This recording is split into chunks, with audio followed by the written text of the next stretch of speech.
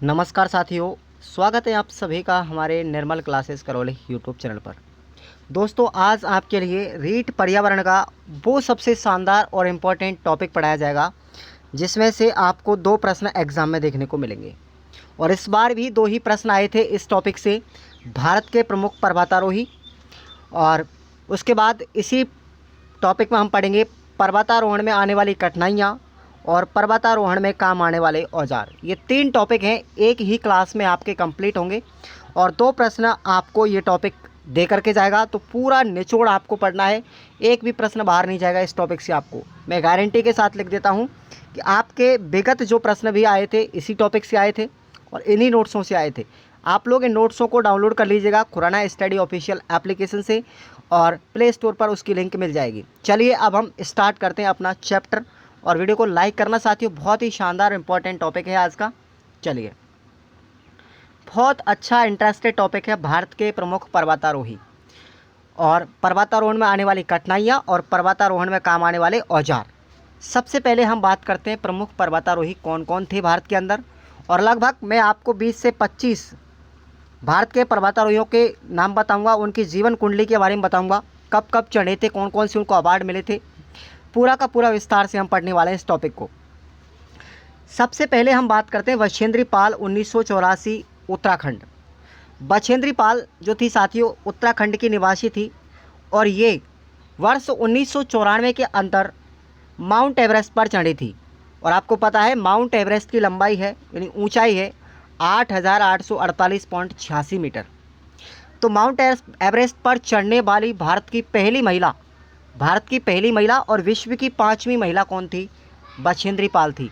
तो ये बहुत इम्पोर्टेंट व्यक्तित्व है, यहाँ का बहुत ही इम्पोर्टेंट महिला है बछेंद्री पाल, और ये भारत की तरफ से सबसे पहले भारतीय महिला थी जो माउंट एवरेस्ट पर चढ़ी थी और विश्व में इसका 5वां स्थान था। तो ये 1984 में चढ़ी थी साथियों। और आपको तारीख भी याद रखना है, 23 मई 1984 को माउंट एवरेस्ट पर टाटा इंस्टीट्यूट के सहयोग से भारतीय तिरंगा इन्होंने माउंट एवरेस्ट पर लहराया था। तो किसके सहयोग से गई थी? ये टाटा इंस्टीट्यूट के सहयोग से गई थी। और इनका जन्म हुआ था 24 मई 1994 को उत्तरकाशी उत्तराखंड के अंदर बछेंद्री पाल का, और इनको 3 अवार्डों से नवाजा गया है। पद्मश्री अवार्ड दिया गया है, अर्जुन अवार्ड दिया गया था और पद्म भूषण भी अवार्ड इनको मिल चुका है। तो 3 इनके अवार्ड हैं, इनको याद रखना है। कब गई थी ये आपको याद रखना है, 1984। रहने वाली है उत्तराखंड की उत्तरकाशी से, विश्व की 5वीं महिला थी और भारत की पहली महिला जो माउंट एवरेस्ट पर चढ़ी थी। और किसके सहयोग से गई थी साथियों? क्लास में ही याद होना चाहिए, टाटा इंस्टीट्यूट के सहयोग से गई थी। समझ में आ गया? तो ये इसके बारे में डिटेल्स आपको याद रखनी है, बछेंद्री पाल। उसके बाद हमारी अगली आती है अरुणिमा सिन्हा, और बहुत इम्पॉर्टेंट है, इतिहास भी बहुत अच्छा है इसका। माउंट एवरेस्ट पर चढ़ने वाली अरुणि सिन्हा ये 2013 में चढ़ी थी साथियों, वर्ष 2013 में, और ये उत्तर प्रदेश की निवासी है। अरुणि सिन्हा जो है, अरुणिमा सिन्हा, वो राष्ट्रीय स्तर की पहले वॉलीबॉल खिलाड़ी रह चुकी है और पर्वतारोही माउंट एवरेस्ट फतेह करने वाली ये भारत तथा विश्व की पहली दिव्यांग महिला थी जिन्होंने वर्ष 2013 में माउंट एवरेस्ट को क्लाइंब किया था, चढ़ी थी उस पर। तो याद रखना है इस चीज़ को कि पहली दिव्यांग महिला जो माउंट एवरेस्ट पर चढ़ी थी वर्ष 2013 में, वो थी अरुणिमा सिन्हा, और ये उत्तर प्रदेश की निवासी है। ये पहले एक वॉलीबॉल की खिलाड़ी थी, लेकिन हुआ क्या था, 2011 के ट्रेन हादसे में इनका एक पैर कट गया था। आपने अरुणिमा सिन्हा की कहानी बहुत मोटिवेशनल के रूप में सुनी होगी, और इसकी कहानी मैं किसी दिन बताऊंगा, किसी टॉपिक के ऊपर बात करेंगे जब मोटिवेशनल, जब मैं आपको वीडियो बनाऊंगा किसी दिन, तो इसी के बारे में मैं सबसे बड़ा एग्जांपल देता हूं कि व्यक्ति अगर है तो वो फिजिकल रूप से अगर विकलांग हो जाता है कोई बड़ी बात नहीं है, लेकिन मेंटली रूप से विकलांग होना तो वो सबसे बड़ी विफलता है। यानी कि आदमी को मेंटली रूप से अगर विकलांग नहीं होना चाहिए, फिजिकल रूप से कैसा भी हो जाए। तो वही एक एग्जाम्पल है हमारा अरुणिमा सिन्हा। यानी कि इनका एक पैर कटा होने के बावजूद भी इन्होंने माउंट एवरेस्ट को क्लाइंब किया था। सोचो आप लोग, हम तो सब तरीके से कुशल हैं, उसके बावजूद भी कुछ जीवन में नहीं कर पाते। तो इनसे मोटिवेशन लीजिए आप लोग, अरुणिमा सिन्हा से। और ये इतिहास की सबसे पहली दिव्यांग महिला थी। 7 महाद्वीपों की सर्वोच्च चोटियों पर भी चढ़ने वाली विश्व की पहली महिला। इन्होंने 7 चोटियों को, जो 7 महाद्वीप थे, उन 7 महाद्वीपों की सबसे ऊंची ऊंची चोटियों पर भी चढ़ने वाली ये विश्व की पहली महिला बनी। अंटार्कटिका महाद्वीप की सबसे ऊंची चोटी याद रखना साथियों, अंटार्कटिका महाद्वीप की सबसे ऊंची चोटी है जिसका नाम है माउंट विंसन मैसिफ। उस पर भी चढ़ने वाली ये पहली दिव्यांग महिला थी, सबसे पहले यही चढ़ी थी इस पर। और उसके बाद में आती है हमारी प्रेमलता अग्रवाल। प्रेमलता अग्रवाल का संबंध झारखंड राज्य से है और ये 48 वर्ष की उम्र में माउंट एवरेस्ट फतेह करने वाली 2011 में चढ़ी थी। तो ये 48 वर्ष की उम्र में थी, 48 वर्ष जब इसकी एज थी 2011 में, तब ये प्रेमलता अग्रवाल माउंट एवरेस्ट पर चढ़ी थी। और उत्तरी अमेरिका महाद्वीप की सबसे ऊंची चोटी जिसका नाम है माउंट मैकिले, उस पर भी चढ़ने वाली ये प्रथम भारतीय महिला थी। अमेरिका महाद्वीप की सबसे ऊंची चोटी कौन सी है, ये आपको याद रखना, माउंट मैकिले। और इस माउंट मैकिले पर चढ़ने वाली पहली भारतीय महिला कौन थी, प्रेमलता अग्रवाल। 7 महाद्वीपों के सर्वोच्च शिखर पर भी चढ़ने वाली पहली भारतीय महिला कौन थी, प्रेमलता अग्रवाल। जो विश्व के 7 महाद्वीप है ना, उन 7 महाद्वीपों की सबसे ऊंची चोटी पर चढ़ने वाली पहली महिला कौन थी, प्रेमलता अग्रवाल। अगर 7 महाद्वीपों की सर्वोच्च चोटी पर चढ़ने वाली पहली दिव्यांग महिला पूछी जाए तो वो अरुणिमा सिन्हा। समझ में आ गया। उसके बाद है संगीता बहल। संगीता बहल का संबंध जम्मू कश्मीर राज्य से है और ये माउंट एवरेस्ट पर चढ़ने वाली भारत की सबसे उम्रदराज, ये 53 वर्ष की महिला थी जो 2018 में चढ़ी थी। इससे पहले सबसे ज़्यादा उम्र की कौन थी, प्रेमलता अग्रवाल, लेकिन उसके बाद भी ये रिकॉर्ड टूटा और 53 वर्ष की महिला जिसका नाम था संगीता बहल, जम्मू कश्मीर की, ये 2018 में माउंट एवरेस्ट पर चढ़ी थी भारत की तरफ से। तो अब आपको याद रखना है कि जो उम्रदराज यानी सबसे ज़्यादा उम्र की महिला जिन्होंने माउंट एवरेस्ट को क्लाइंब किया था वो कौन सी थी, संगीता बहल थी। संगीता बहल से पहले किसका नाम आता था, प्रेमलता अग्रवाल का। इसलिए अब वर्तमान में कौन है सबसे ज़्यादा उम्रदराज वाली महिला, संगीता बहल, ये आपको याद रखना है। अगली है हमारी मालावत पूर्णा। मालावत पूर्णा का संबंध तेलंगाना राज्य से है और माउंट एवरेस्ट पर चढ़ने वाली सबसे कम उम्र की भारतीय लेडीज़ यानी लड़की, मात्र 13 वर्ष की उम्र में, 13 वर्ष और 11 माह की थी उस समय पर मालावत पूर्णा, जो माउंट एवरेस्ट पर चढ़ी थी। सोचो इन्होंने कितना बड़ा काम किया है कि मात्र 13 वर्ष 11 माह की उम्र में इन्होंने माउंट एवरेस्ट को क्लाइंब कर लिया। तो ये मालावत पूर्णा आपको याद रखना, सबसे कम उम्र की लड़की थी जिन्होंने माउंट एवरेस्ट को क्लाइंब किया था। क्लास में ही याद होना चाहिए, हाथों हाथ। नेक्स्ट है संतोष यादव। साथियों इनका संबंध हरियाणा राज्य से है और ये आप बहुत फेमस हैं। संतोष यादव जो है माउंट एवरेस्ट पर सबसे पहले 2 बार चढ़ी थी, सबसे पहले 2 बार चढ़ी, यानी कि इससे पहले बहुत चढ़ी थी लेकिन लगातार 2 बार चढ़ने वाली महिला माउंट एवरेस्ट पर कौन है, संतोष यादव। प्रथम भारतीय महिला जो वर्ष 2092 और 1993 के अंदर चढ़ी थी, कांगसुंग की तरफ से चढ़ने वाली महिला थी। ये कांगसुंग की तरफ से चढ़ी थी किस पर, एवरेस्ट पर। ये आपको याद रखना, भारतीय महिला थी लेकिन किधर से चढ़ी थी, कांगसुंग की तरफ से चढ़ी थी, नेपाल होकर नहीं चढ़ी थी ये। तो ये आप लोगों को याद रखना है कि माउंट एवरेस्ट पर सर्वप्रथम 2 बार चढ़ने वाली महिला, एक बार तो चढ़ी थी 1992 में और दूसरी बार चढ़ी थी 1993 में, संतोष यादव। उसके बाद है काम्या कार्तिकेयन। काम्या कार्तिकेयन जो है साथियों वो मुंबई की रहने वाली है और ये दक्षिणी अमेरिका महाद्वीप की सबसे ऊंची चोटी जिसका नाम है माउंट एकांगुआ, जिसकी ऊंचाई है 6962 मीटर, उस माउंट एकांगुआ पर चढ़ने वाली विश्व की सबसे कम उम्र की लड़की थी और उम्र थी मात्र 12 वर्ष। कब चढ़ी थी, 2020 में। तो ये आप लोगों को याद रखना है कि दक्षिण अमेरिका की सबसे ऊंची चोटी जिसका नाम है माउंट एकांगुआ, उस पर चढ़ने वाली सबसे कम उम्र की लड़की थी काम्या कार्तिकेयन, मुंबई की निवासी। अगली है अंशु जामसेंपा। अंशु जामसेंपा अरुणाचल प्रदेश की रहने वाली है और ये सर्वाधिक बार माउंट एवरेस्ट पर चढ़ने वाली पहली भारतीय महिला। सोचो एक बार चढ़ने में पसीने आ जाते हैं और इन्होंने 5 बार माउंट एवरेस्ट को क्लाइंब किया है साथियों। ये सबसे बड़ी उपलब्धि है पूरे विश्व के अंदर और एक सप्ताह में 2 बार चढ़ी थी ये। एक सप्ताह में माउंट एवरेस्ट को 2 बार चढ़ लिया और उतर लिया। ये सोचो कितना बड़ा अचीवमेंट हासिल किया है। आप 7 दिन में तो क्या 10 दिन में माउंट एवरेस्ट को क्लाइंब नहीं कर सकते एक बार में। इन्होंने मात्र 7 दिन में ही 2 बार माउंट एवरेस्ट को क्लाइंब किया था और उतर लिया था वो थी अंशु जामसेंपा। बहुत बड़ा इंपॉर्टेंट एग्जाम्पल है पूरे भारत की दृष्टि से। नेक्स्ट है नुंगसी और तासी मलिक। ये दो बहनें थी साथियों, ये जुड़वा बहनें थी, हरियाणा की रहने वाली। और वर्ष 2013 में इन्होंने माउंट एवरेस्ट पर चढ़ने का रिकॉर्ड बनाया था। ये दुनिया की पहली जुड़वा बहनें थी जिन्होंने 7 महाद्वीपों की सर्वोच्च चोटियों पर चढ़ने का गौरव शामिल किया जाता है। यानी ये माउंट एवरेस्ट पर भी चढ़ी थी 2013 में, और 7 महाद्वीपों की सर्वोच्च चोटियों पर भी इन्होंने चढ़ने का रिकॉर्ड बनाया था। नुंगसी एंड तासी मलिक दोनों जुड़वा बहनें, निवासी थी हरियाणा की। नेक्स्ट है शिवांगी पाठक।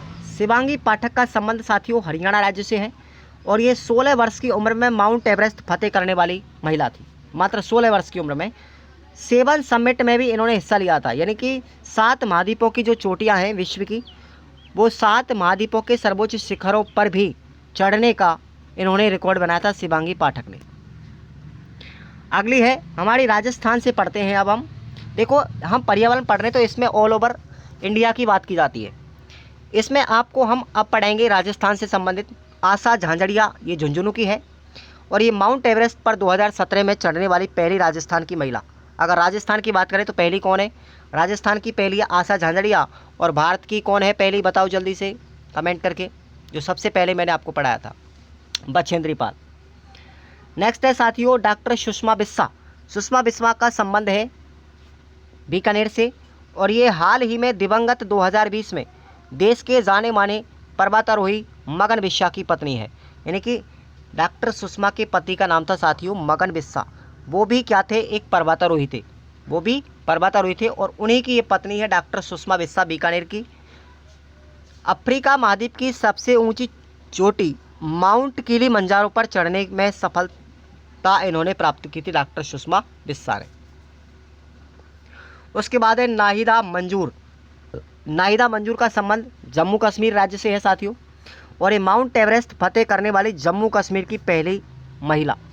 जम्मू कश्मीर की पहली महिला, इसलिए याद रखना इसको हम बेली गर्ल के नाम से जानते हैं। बेली गर्ल किसका नाम है? नाहिदा मंजूर का नाम है, उपनाम आपको याद रखना है। नेक्स्ट है अदिति वैद्य। क्या नाम है? अदिति वैद्य तथा अनुजा वैद्य, ये भी आपको याद रखनी है। और पहले ही प्रयास में माउंट एवरेस्ट फतेह करने वाली ये गुजरात की 2 बहनें थी। गुजरात की 2 बहनें जो पहले ही प्रयास में माउंट एवरेस्ट पर चढ़ी थी, अदिति वैद्य और अनुजा वैद्य। उसके बाद है दिया बजाज और अजीत बजाज। याद रखना ये पिता और पुत्री थे। दिया बजाज लड़की थी और इनके पिताजी का नाम था अजीत बजाज। ये दोनों बाप बेटी माउंट एवरेस्ट फतेह करने वाले भारत की तरफ से थे। यानी माउंट एवरेस्ट फतेह करने वाले भारत की प्रथम पिता पुत्री की टीम थी ये। उसके बाद है डिक्की डोलमा। इनका संबंध हिमाचल प्रदेश से है, और ये मात्र 19 वर्ष की उम्र में, डिक्की डोलमा 19 वर्ष की उम्र में माउंट एवरेस्ट पर चढ़ने वाली लड़की थी, और ये 1993 में चढ़ी थी माउंट एवरेस्ट पर। उसके बाद है भावना डेरिया तथा मेघा परमार। ये मध्य प्रदेश की रहने वाली हैं, और माउंट एवरेस्ट फतेह करने वाली मध्य प्रदेश की पहली महिलाएं थी ये, भावना डेरिया और मेघा परमार। नेक्स्ट है चंदा गायन।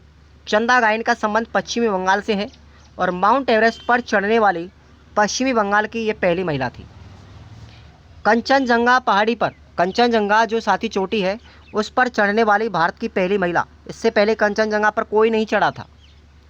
नेक्स्ट है सुदीप्ता सेन गुप्ता। ये पश्चिम बंगाल की रहने वाली हैं, और ये अंटार्कटिका के दक्षिणी गोलार्ध पर पहुंचने वाली पहली भारतीय महिला। अंटार्कटिका महाद्वीप के दक्षिणी गोलार्ध पर सबसे पहले कौन पहुंची थी? सुदीप्ता सेन गुप्ता, पश्चिमी बंगाल की। और इन्होंने एक पुस्तक भी लिखी थी जिसका नाम है अंटार्कटिका। नेक्स्ट है हमारी गुरमे अनीता देवी। ये मणिपुर की निवासी हैं, और ये भारत तथा नेपाल के महिला एवरेस्ट दल की सदस्यता रही है। ये प्रश्न कई बार पूछा गया है। गुरमे अनीता देवी ये भारत तथा नेपाल के महिला एवरेस्ट दल की जो सदस्य है वो रह चुकी हैं, और इनको पद्मश्री अवार्ड से सम्मानित भी किया जा चुका है। तो ये थे हमारे भारत के प्रमुख पर्वतारोही। अब हम बात करेंगे भारत के पर्वतारोहण में आने वाली कठिनाइयाँ, यानी पर्वतारोहियों को कौन कौन सी कठिनाइयों का सामना करना पड़ता है, कौन कौन से उनको औजार ले जाने पड़ते हैं। और प्रश्न इस बार रीट मेंस में पूछा गया था साथियों, इसलिए गलती नहीं करना है, अच्छे से याद करना है। क्लास को लाइक कर दो साथियों, बहुत अच्छा टॉपिक है, सबसे शानदार टॉपिक है। 2 प्रश्न दे करके जाएगा ये आप लोग लिख लेना मेरी बात को आज।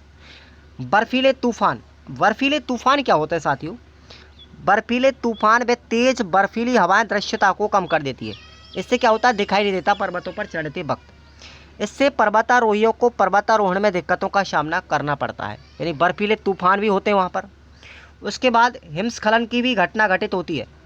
पहाड़ी ढलानों पर हिम की बड़ी मात्रा में नीचे की ओर खिसकना क्या कहलाता है? हिमस्खलन। हिमस्खलन जैसी घटनाओं से पर्वतारोही अक्सर अपनी जान गंवा बैठते हैं, तो ये भी समस्या होती है। कम वायुदाब व ऑक्सीजन की कमी हो जाती है। कम वायुदाब तथा ऑक्सीजन की कमी हो जाती है, और यही प्रश्न रीट लेवल 1 2023 में पूछा गया था। नोट करो इसको जल्दी से, प्रश्न यही आया था कि पहाड़ों पर ऊंचाई के साथ वायुदाब में कमी होगी, ऑक्सीजन में कमी होगी या बढ़ोतरी होगी। तो याद रखना, वायुदाब भी कम होगा और ऑक्सीजन की भी कमी होगी और सांस फूलने लगती है। तो यही प्रश्न एग्जाम में आया हुआ था, नोट कर लो। आगे चलते हैं, कम तापमान। अब देखो, जैसे जैसे हम ऊंचाई पर जाते हैं साथियों, तो पहाड़ी इलाकों में प्रति 1000 मीटर की ऊंचाई पर 6.5 डिग्री सेंटीग्रेड तापमान में क्या होती है? कमी हो जाती है, घटने लगता है तापमान जैसे जैसे पहाड़ी इलाकों में 1000 मीटर की ऊंचाई पर जाते हैं। अत्यधिक ऊंचाई पर जाने पर अचानक से तापमान में बहुत कमी आ जाती है, तापमान अचानक से घट जाता है और पारा शून्य से भी नीचे चला जाता है। इस प्रकार पर्वतारोहियों को अत्यधिक ठंड का सामना करना पड़ता है उन पहाड़ी वाले क्षेत्रों में। पहाड़ों की ढलानों की पहाड़ जो होते हैं साथियों, उनकी खड़ी चढ़ाई होती है, तो खड़ी चढ़ाई भी इन पर्वतारोहियों को परेशान करती है। पहाड़ों की तेज तथा खड़ी चढ़ाई पर्वतारोहियों के सामने अनेक बाधाएं पैदा कर देती है। इससे पर्वतारोहियों की गति में कमी आ जाती है और साथ ही ज़्यादा शारीरिक ताकत भी इनको लगानी पड़ती है। नेक्स्ट है भूस्खलन की समस्या। भूस्खलन की भी समस्या होती है। पहाड़ी इलाकों में ज़मीन खिसकने से पत्थर आदि का लुढ़कना, जमी हुई बर्फ़ का पहाड़ी से नीचे की ओर गिरना, ज़मीन फटना आदि सम्मिलित रूप को भूस्खलन कहते हैं। इससे पर्वतारोहियों को जानमाल का काफ़ी नुकसान होता है। भूस्खलन हो जाएगा, ज़मीन खिसक जाएगी तो पर्वतारोही उसमें दब जाएंगे, ये समस्या भी आती है। उसके बाद बर्फीली दरारें। असावधानी तथा धैर्य की कमी के कारण कभी कभी पर्वतारोही बर्फीले दरारों में भी गिर जाते हैं। इस कारण उनकी मृत्यु भी हो सकती है या फिर वे अपने दल से भी बिछुड़ सकते हैं। अगली समस्या आती है साथियों, मौसम खराब मौसम की समस्या। बर्फ़ की सफ़ेद चादर में किसी रास्ते का पुनः पता नहीं लग पाना, ठीक है, यानी बर्फ़ की जब चादर बिछ जाती है तो रास्ते का पता नहीं चलता। बारिश से रास्ते में अवरोध उत्पन्न हो जाता है। आकाशीय बिजली से पर्वतारोही की मृत्यु भी हो सकती है या वो झुलस भी सकता है उससे, तो ये भी समस्या होती है। उसके बाद है एल्टीट्यूड सिकनेस। ये बीमारी होती है साथियों पर्वतारोहियों को, इंपॉर्टेंट है, ये प्रश्न पिछली बार आया हुआ था। एल्टीट्यूड सिकनेस या एक्यूट माउंटेन सिकनेस की प्रॉब्लम होती है। पर्वतारोही या अधिक ऊंचाई पर रहने वाले लोग इस बीमारी से पीड़ित रहते हैं। इसमें व्यक्तियों को सिरदर्द, भूख की कमी, सुस्ती व बदन दर्द होने लगता है। इसका मुख्य कारण होता है ऑक्सीजन की कमी। आप भी जानते हो कि पहाड़ी क्षेत्रों के अंतर्गत या जैसे जैसे ऊंचाई पर बढ़ते हैं ऑक्सीजन में कमी होने लगती है, तो सांस लेने में दिक्कत होने लगती है। तो इसके कारण व्यक्तियों को ये बीमारी उत्पन्न हो जाती है, किसकी? एल्टीट्यूड सिकनेस की। और यही प्रश्न एग्जाम में आया हुआ था कि पर्वतारोहियों को सांस लेने में प्रॉब्लम होती है तो उस बीमारी को क्या कहते हैं? बोलते हैं एल्टीट्यूड सिकनेस। साथियों एल्टीट्यूड सिकनेस जो है, एल्टीट्यूड सिकनेस और हेंस का मतलब होता है हाई एल्टीट्यूड सेरिब्रल एडिमा, और हैप होता है हाई एल्टीट्यूड पर्मुलरी एडिमा में बदल सकता है। ये कहने का तात्पर्य है कि जो हेंस होता है वो हैप में चेंज हो जाता है, जिससे व्यक्ति की 24 घंटे में मृत्यु हो जाती है। उसके बाद है सौर विकिरण। ऊंचाई पर सौर विकिरण अत्यधिक बढ़ जाता है। ऊंचाई पर वायुमंडल पतला हो जाता है और इस कारण वह वहाँ पर कम पराबैंगनी किरणों को अवशोषित कर पाती है। जैसे जैसे ऊंचाई पर जाएंगे वायुमंडल कम होगा तो विकिरणों को जो हमारी अल्ट्रावायलेट रेज हैं उनको अवशोषित करने की क्षमता कम हो जाती है वायुमंडल में। बर्फ़ का आवरण विकिरण को परावृत करता है, जिससे धूप में झुलसने व तीव्र रोशनी से अंधेपन का खतरा भी बढ़ जाता है। उसके बाद कुछ ज्वालामुखी क्रियाएं भी पर्वतारोहियों को प्रभावित करती हैं। जिन पहाड़ों पर सक्रिय ज्वालामुखी विद्वान होते हैं वे खतरनाक पारिस्थितिक जनक होते हैं। ज्वालामुखी फटने के कारण चट्टानों के गिरने, लावा के बहने, ज्वालामुखी बम फटने और हानिकारक गैसों के खतरे बढ़ जाते हैं। उसके बाद अब आते हैं पर्वतारोहण में काम आने वाले कौन कौन से औजार हैं साथियों। तो ये चैप्टर था, बहुत इंपॉर्टेंट है, बहुत ही शानदार था और छोटी सी मैंने 20-25 मिनट में पूरा करा दिया। और आप लोगों किसी कोचिंग में जाएंगे तो कम से कम 2 दिन में पढ़ाएगा इसको। अब देखो पर्वतारोहण में काम आने वाले औजार कौन कौन से हैं। नुकीले कील वाले जूते। तो साथियों जब जूतों की सहायता होती है ना, तो वो इन जूतों की सहायता से बर्फ़ पर फिसल नहीं सकते, ये बर्फ़ में जम जाते हैं। तो इन जूते जो होते हैं जिनमें नीचे कील लगी होती है उनको बोलते हैं स्पाइक्स। क्या बोलते हैं? स्पाइक्स के जूते होते हैं जिनमें नीचे कील लगी होती है और ये बर्फ़ में जम जाते हैं, इनसे फिसलता नहीं है व्यक्ति। ऑक्सीजन सिलेंडर भी साथ लेकर के जाते हैं क्योंकि ऊंचाई पर जाने में सांस लेने में दिक्कत आती है। तो पर्वतारोही अपने आर्टिफिशियल जो कृत्रिम ऑक्सीजन सिलेंडर होते हैं उनको लेकर के जाते हैं। उसके बाद एक नायलॉन की रस्सी भी लेकर जानी होती है। इसकी सहायता से पर्वतारोही पर्वत पर चढ़ता है और दल से कभी नहीं उछड़ता, वो इस रस्सी को पकड़े रखता है। Ice axe. आइस एक्स क्या होता है साथियों? एक बर्फ़ तोड़ने का खास किस्म का हथौड़ा होता है। ये आइस एक्स भी काम आता है, जो बर्फ़ को तोड़ने के काम आता है, पर्वतारोही इसको काम में लेते हैं। आइस ग्लासेल, यानी आइस ग्लासेस किसको कहते हैं साथियों? एक चश्मा होता है बर्फ़ के लिए और एक हेलमेट भी यूज किया जाता है। ये क्या होता है? चश्मा पराबैंगनी किरणों से सुरक्षा करती है हमारी, और हेलमेट में सिर भी सुरक्षा के लिए होता है। तो ये चीज़ें भी ले जानी पड़ती हैं। उसके बाद है स्लीपिंग बैग। स्लीपिंग बैग भी ज़रूरी होता है। बड़े पर्वतों पर चढ़ने में लगभग औसत 2 माह का समय लग जाता है, इसलिए रात्रि में विश्राम करने के लिए ये स्लीपिंग बैग काम में आता है। उसके बाद एक नुकीली छड़ भी ले जानी पड़ती है और ये बर्फ़ में चढ़ने में सहायता और फिसलने से भी पर्वतारोही को बचाती है। तो ये औजार आप लोगों के लिए ले जाने पड़ते हैं। तो बताओ साथियों कैसा लगा आज का क्लास आप सभी के लिए, कमेंट करके बताओ सेक्शन में, और वीडियो को लाइक करना और चैनल को सब्सक्राइब करके ज़रूर रखो। ऐसे ही पूरा कोर्स पढ़ते रहेंगे और आनंद के साथ हम अपने पेपर को पास भी करेंगे। और इन नोट्सों को आप लोग डाउनलोड कर लो। खुराड़ा स्टडी ऑफिशियल ऐप का लिंक वीडियो के डिस्क्रिप्शन में दिया गया है। और आपको प्री का कोर्स मात्र 59 रुपये में और 99 रुपये में आपको कोर्स मिलेगा मेंस का। पूरा कंप्लीट चैप्टर मिलेंगे, पूरा कंप्लीट सिलेबस मिलेगा और full notes, videos and test series सब अवेलेबल मिलेगा। धन्यवाद साथियों।